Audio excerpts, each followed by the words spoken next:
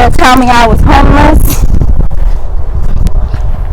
Nah, I got a home. Might not be my home. It's somebody's home that I can sleep in. You feel me? I'm not homeless. It's real homeless people out here. It's real homeless people out here. And I'm going to show you one. I'm going to show you one today. Okay? I'm going to show you one. And you guys might be wondering why my mom was telling me I'm homeless and she has a home that I can't live in. That's because she don't like me. Let's get into the video, y'all.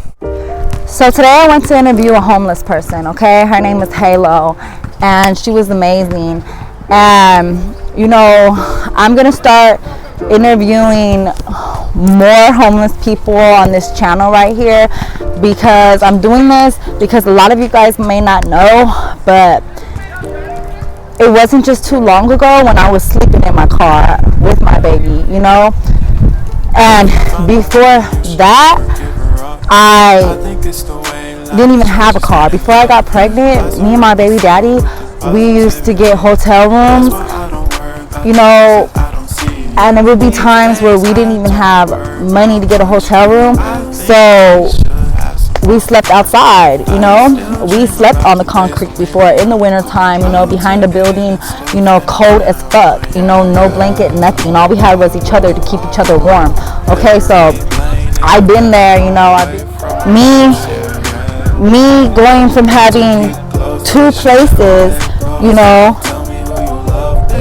me going from having two places to being homeless was a dramatic change. You know, I had two places at one time, you know, and I lost everything, you know, and became homeless and had to literally, you guys, you know, to know, don't judge people because you never know their story. You never know how they got there, you know. You never know. And you know, once you're in that situation, it's hard to get out. It's hard to get out from being homeless, you know what I mean?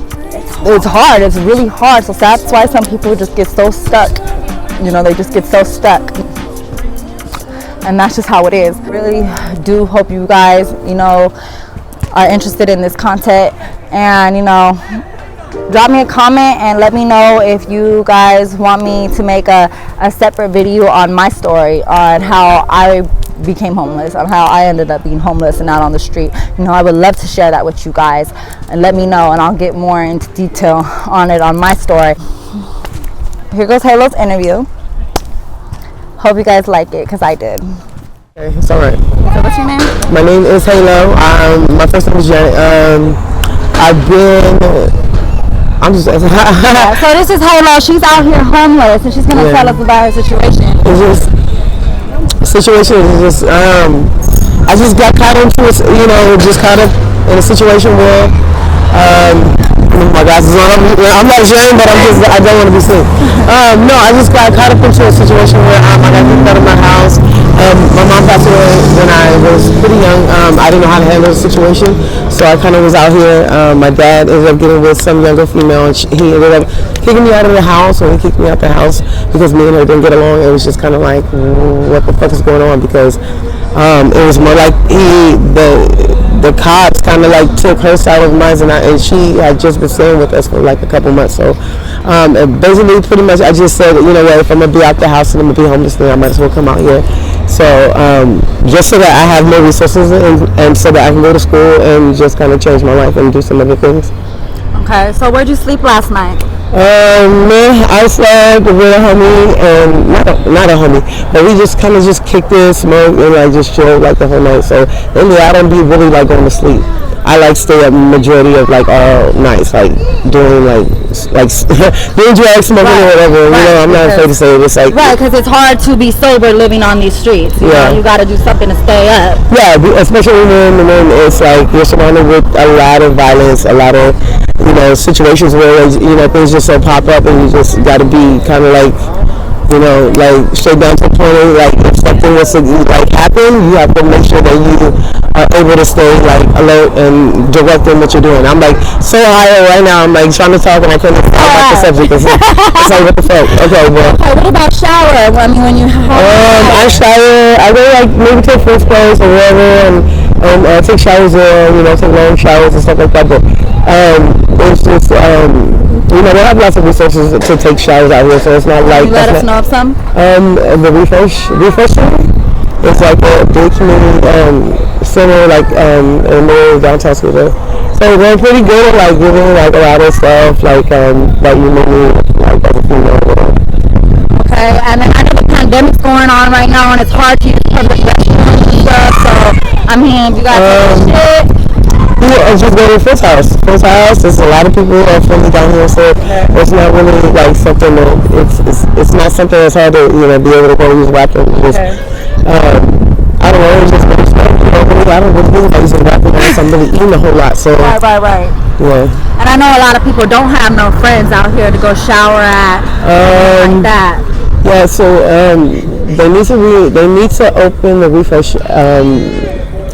Basically, it used to be like a 24-hour, station where we would go and, use showers. I'm like, where you can take showers and, wash clothes or whatever, but it's like, they closed it, like, at 8 o'clock nowadays, so it's like, they reopened it, but they opened it in a different location, so now it's kind of like, it's like hard to kind of like get over there sometimes, but I make it over there sometimes when I feel like it, or I just go to a friend's house. All right, can you tell me the hardest part about being homeless? What's the hardest thing that you have to deal with? The hardest thing about being homeless is just making sure I stay focused and trying to do just being productive during the day, because if not, then I'm just like start just smoking and just thinking about what I want to do for the day or the next day or whatever. So it's just making sure you have like maybe a friend or a mentor or somebody to kind of guide you to if your focus is you want to go to school, you want to get a job, or you want to do other things, just having somebody to positively like motivate you, because if not, then it's easy to get off your path or your focus. Right. And where's your family with all this? My family is just like kind of like just scattered everywhere, and I just do my own thing. I don't want to compare myself to the situation being the way it is, so I just kind of I don't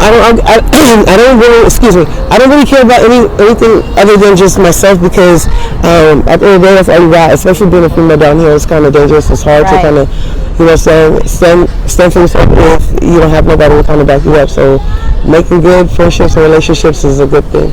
Okay, and I just got one more thing. I'm not shy. It's okay. If there's one thing that you could tell people who've never been in your situation and don't know about it, for the stereotypes out there, what would you let them know? It can happen to anybody, especially when you have like a lot of situations that go on, like relationships, men that you're trying to get away from, or stalkers and people that don't want to see you, succeed in life. You just make sure you stay focused on your goal and just block those people out and just stay on your path for you. You know what I mean? Right. So that is kind of hard sometimes when you don't have like for me, like I don't have a female mentor, somebody to kind of counsel me or help me stay positive. It's just a lot of criticism sometimes because people don't know what situations are, what situation you came out of, and it's hard to have that positive reinforcement to be able to stay on one, path for yourself. So sometimes it's like I want to go back to school. I have a focus to go back to school for mathematics and business. I want to be able to do communications and radio and stuff like that, because I love music, and I want to probably just do radio probably just for now, or maybe just take up mathematics. I'm not sure what path or direction I really want to go, but I know I need to pretty soon, because I'm just like on the streets and it's not getting me anywhere right now. So. Right. And as far as getting money out here, is it just asking for people for money? Pretty much, selling ass, panhandling, whatever you got to do. Okay. Whatever you got to do to keep your hustle going, it is what it is. You got to survive to, have the next meal for the day. Right, you know what I'm saying? So, you got to, tend to yourself. The more you tend to yourself, the more you'll do for yourself, pretty much. Okay, one more thing. Where are you at spiritually? Spiritually, I'm at a good place with myself and God. My invisible higher power is really, I've seen is really being here for me. Sometimes I get really, really angry because I don't understand a lot of stuff. But that's just the way it is, and I just have to take it one day at a time and just, allow my God to just guide me and keep me focused. So Right. I just say anything that I have.